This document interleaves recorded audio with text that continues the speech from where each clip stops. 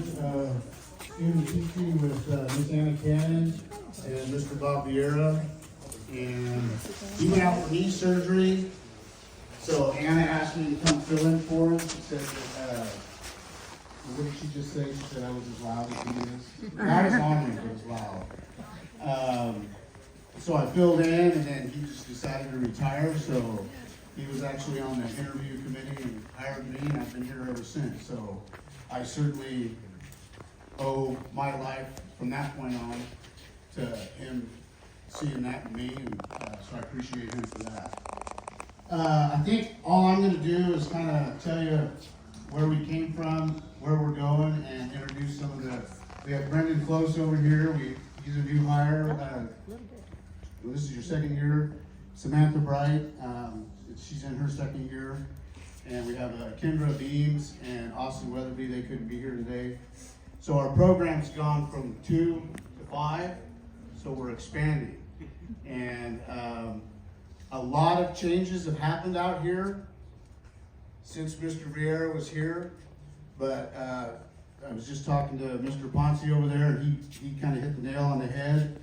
It started with Bob, and that's the cool thing. So the barns weren't here and all that, and all this stuff was new, but it all started with him.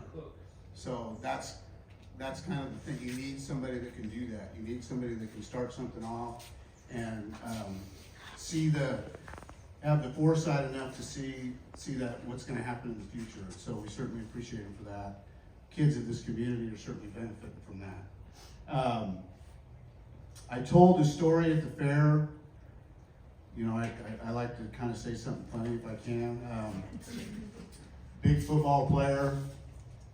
I was student teaching, new to the teaching thing, and when you're at Chico State, you have to be professional, and you have to talk to kids a certain way, this, that, and the other. And, Ryan Jasper was the kid. He's like 280 pounds, 6'3", and skipping out the back of Mr. Vierra's shop. And man, when he got a hold of him, he chewed him out like no other, and I couldn't believe it. I'm just sitting there in amazement. And I said, after it was all said and done, I said, man, you can talk to kids that way. Or I said, I didn't know you could talk to kids that way. And he says, well, you can't. So that was pretty funny. The other thing, the most recent thing I had an experience, it wasn't with Bob, it was with his brothers. 6 years ago, I think it was 6 years ago, I went to Vegas, and I'm on a plane. And you know the distinct Vierra voice. So I'm sitting on this plane with my wife and her family, and I hear these people talking. I'm like, man, that sounds like Mr. Vierra. So I start to looking around. I don't know all their names, but I see one of them, and I said, are you related to Bob? Yeah, he's my brother. Who are you? And I said, well, I took over for him at Orland. And he was like, hey! And then I don't know how, they were all on the trip. He was the only one I think that didn't make it. All these heads pop up like prairie dogs. This guy knows Bob! This guy knows Bob! And I was like, what are the odds? Only time I've ever been to Vegas. So anyway, where we've been this was a field. They planted the walnuts that were out there. Bob rigged a situation up with the city to get the water for free, and then the drought happened, and so we lost the water, so the walnuts are no more. But we got these barns built when we passed the bond. We're getting another barn, a big livestock facility that's going to go on the other side of the greenhouse, and then that's not going to be the final resting place of that memorial. It's going to go in front of the new barn when it's built, so it'll be a little bit fancier, nicer presentation. But again, when somebody starts something, that's the biggest part. And so I know Anna worked with him for a lot of years, and it's pretty cool that we are able to see the fruits of his labor by what he saw and him starting this off. So I definitely appreciate it, and I know the people of Orland appreciate it. So Anyway, if anybody would like to say anything, the mic's yours, or you can yell. It's up to you. You guys can visit and walk around, whatever you want to do. There's obviously snacks and refreshments, and we certainly appreciate you coming. I do want to thank, it was kind of interesting when I went to the school board meeting to propose naming the farm. It was hands down. There was no, I don't even think there was any discussion. So Mr. Perry and the current school board just voted it in unanimously, and there was no discussion. So that was pretty neat. That there's a couple of them on the board that were his former students, and Mr. Perry, who's the superintendent now, he was a former student. So that was pretty neat. And it was a very easy process. So anyway, I thank you guys for coming. I know the family thanks you for coming. The sign's up. The rock that Sandy Lombard and her family got made up will be better presented when the new barn was built, but that's where we'll put it for today. So if anybody would like to say anything, the floor is yours. Or not. Just hang out. Thank you, Jared. I'm John, for those of you who don't know me, Bob's son, only child, and I just wanted to thank the Orland Unified School Board for this, the administration, the staff, the students who've gone through all this effort for my father. We all could sit up here and tell stories of my father. He was one of a kind, he still is.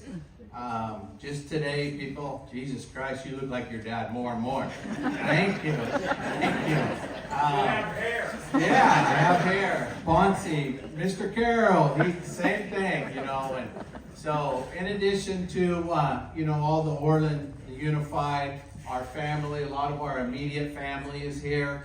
Family and friends who were out at services a little over a year ago, who made it up here today to join us. Unfortunately, Nancy could not be here. My dad and Nancy always have their annual Mexico golf trip through Bailey Creek scheduled. And she, what do? I said, you go on that golf trip. I said, one of her and her best friends in Calusa. So she's going to come up. We're going to bring her up. She's just sick that she couldn't be here today. But she really, really appreciates everyone and everything. My Uncle Jim, who made the Vegas, Jim, that's probably the one. He didn't buy me a drink with us. Probably him. If you heard somebody squealing now, my Uncle Vern, who we also lost about 15 months prior to my dad's passing, between him and Jim, now you know why my dad didn't go to Vegas. He was not in their league. So, but anyway, thank you to everybody. My wife, of course, of 34 years now. This past year, I couldn't have done it without her. Blake is here. We got through harvest. We got through our first harvest without Bob. That was not easy. Jim, Blake, and I were the mainstay. We have one full-time guy on the ranch. It was hard. The first almond harvest without Bob was killer. But we did it. We're going to do it again. I go out there, I visit him once or more times a week. Depends on what we're dealing with at the ranch. Sometimes I chew him out like he used to chew me out. Sometimes I thank him for everything he's given us, given this facility.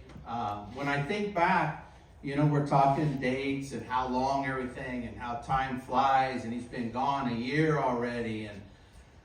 And I just think about it. He's been retired since 2003. 21 years ago, he retired and he left this, and then we still see his legacy continuing on and on. And then to think that it's been, in 2025, it's been 40 years since I graduated from this high school. And that one hurts. That's a long time. I've been graduated for 40 years. Then Mr. Carroll turns out, well, think how long I've been out of high school. And I take a breath, I'm like, thank you, Jim. I needed that. I really needed that. So, but anyway, so thank you, everybody. Help yourself, eat, drink, tell stories. It's just been a really, really great time. And back in the day, my dad, and if he could see this and he could see all the people, he would just look at you and he says, this is just awesome. Just awesome. You know, he always used that term when he was on his best behavior in his lane. Just awesome. So thank you again. Thank you, Jared, for everything. Next up.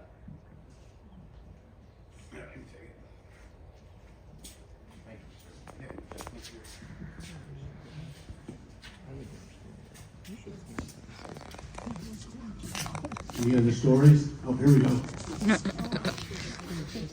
Hi, Chuck Sanford.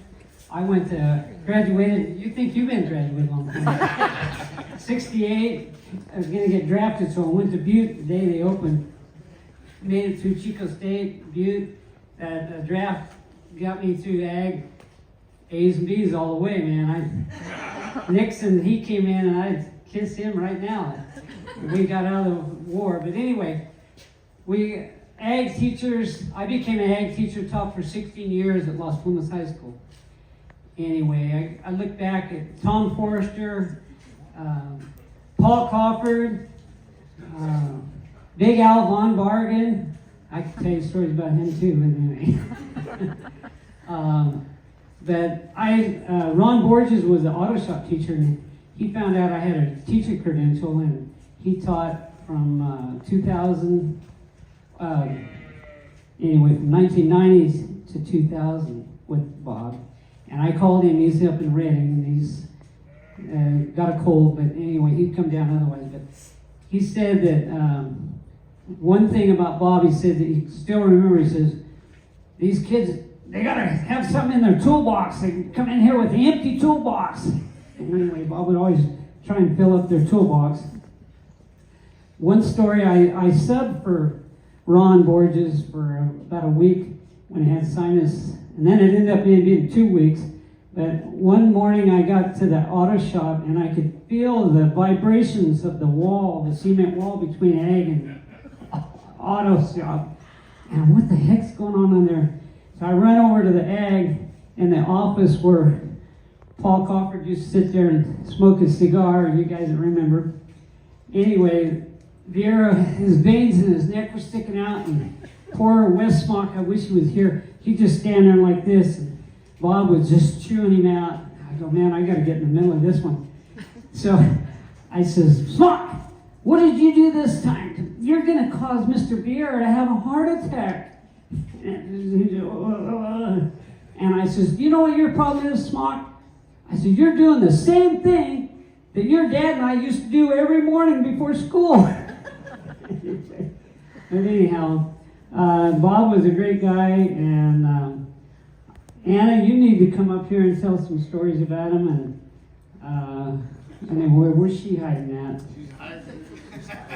Anyhow, but we all appreciate the ag, and we wouldn't be where we're at. And I know Leon Ponce and everybody, we appreciate our ag teachers and what they did. So, Leon, you want to talk?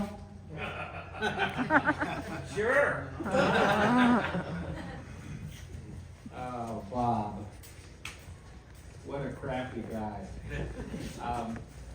I just can't believe that we started on Cook's property here and made something like this. The school just laid out a whole bunch of money here that is really, really needed in our community. You know, all these shops and cement and the football, I mean the play fields out here are really, really needed. And I am so proud of the Orland Unified School District to put out this money. They've really done, or I should say Jared has done a great job of leading the whole thing out here. That's about all I've got to say. I'm just really proud of this whole situation. Tell a Bob story. What's that? Tell a Bob story. There's mixed company here.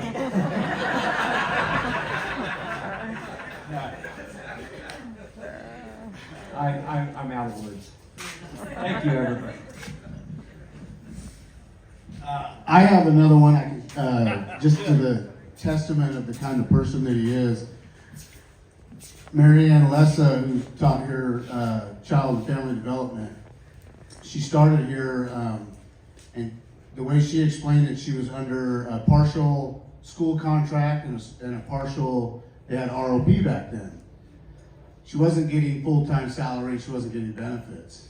And the superintendent at the time, I don't know who it was, but had called her and said that somehow she wasn't gonna get benefits or anything like that. And she was upset, and she went in.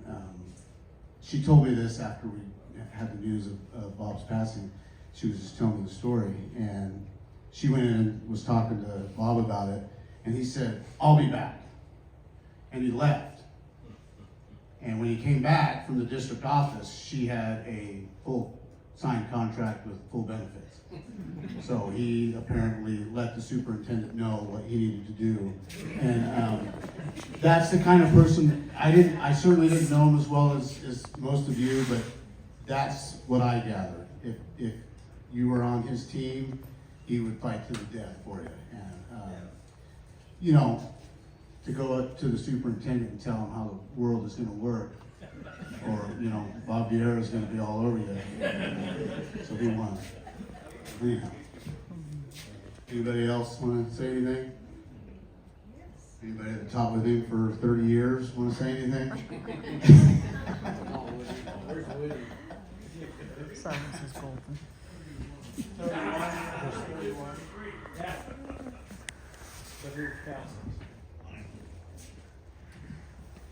Well, I'm not from this community. I live over in Chico. And Bob and I go back 40 plus years. That's a long time, just like so many of you have commented. But I got to know Bob. I started off my career being an ag teacher up in Oregon. And after 10 years, I wanted a change of scenery. So I joined Purina, the animal food company, and they moved me to Chico, California. Bob and I shared two things in common. One is that we were both ag teachers and loved being ag teachers. The other thing that we both loved were pigs. So when I found out that Bob raised pigs and also found out that he was a community leader and a lot of people looked up to him, I knew then as a person working for Purina, I had to get Bob on board with me as an influencer, and that's what he was. If Bob fed Purina, other people would feed Purina, and likewise other things happened along the way. So I'd go over and talk to him about feeding pigs, and he'd invite me in, and we'd have coffee, and I think we even had some other refreshments too. Was kind of at the end of my day, so that was okay. And I really grew very fond of Bob. We talked a lot of stories about being ag teachers, and after I left Purina, I kind of kept in touch with him, and I moved back to Oregon and taught high school ag up there. And then my children started having babies, and they wanted us to be back close to the kids, as grandparents. So we moved back, and I got hired out at Butte College. And I continued to contact with Bob at the fairs. That was always a place we always loved to hang out and watch people judge animals, and Bob was always at the Calusa Fair there, running the show.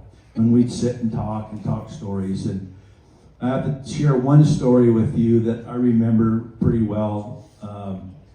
When I was at Butte College, I headed up the project competition, and one day I said to Bob, because John's kids were in FFA, and Kendall had, of course, a nice swine project. And I said, Bob, you got to come to the banquet so you can see Kendall get an award, because she was the outstanding project that year. So he says, okay, I'll come, but you got to promise me that you'll have us out of there in less than an hour, because he says, I just don't like sitting in those long ceremonies. I said, Bob, I promise you, I will move through that program faster than I ever have before. And I did, and I got in trouble with my wife because I moved too darn fast, And so the next time I saw Bob, I said, you know what? I did you a favor, but I didn't do myself any favors. Anyway, I miss Bob, loved him dearly, a great soul, and he raised 2 fine kids. I actually watched John grow when he was little, showed pigs, and then I watched his kids grow. Anyway, thank you for listening.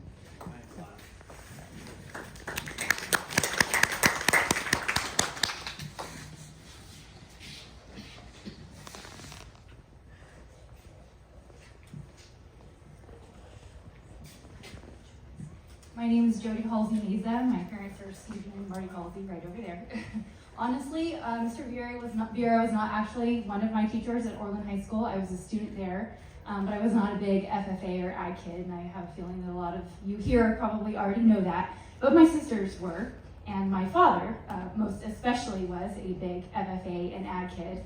But even saying that, not being one of his students, I was very well aware of him. He was not one of those quiet, fly under the radar type of teachers. I think every kid on the campus knew and heard Mr. Vierra quite often.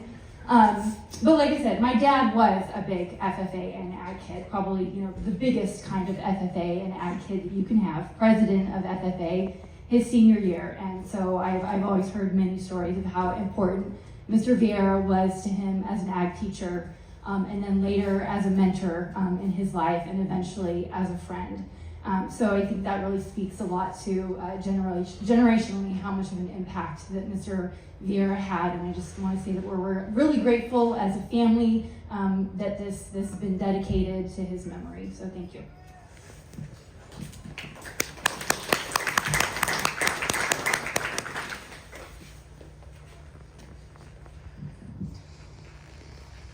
Mr. Carroll? This is a visualization situation that took place several years ago in the ag shop. So I have a conference period. A student comes into the wood shop. Mr. Carroll, Mr. Vierra needs you right now. You got to come down to the shop right now. I didn't know if somebody got injured, whatever. I get down there. He's in the welding part of the shop. On the other side was a little classroom and a window. He provoked Ronnie's dad. Alvin chased him. Bob went through the window and ripped the butt of his pants out and had to go home and change, and I had to cover his class. And the administration knew nothing about it.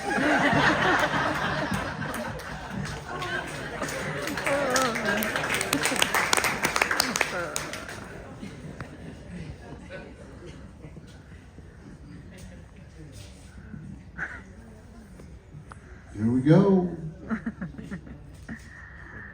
I can say that a lot of other schools, when it comes to these types of deals, have nothing but problems with their administration and getting money.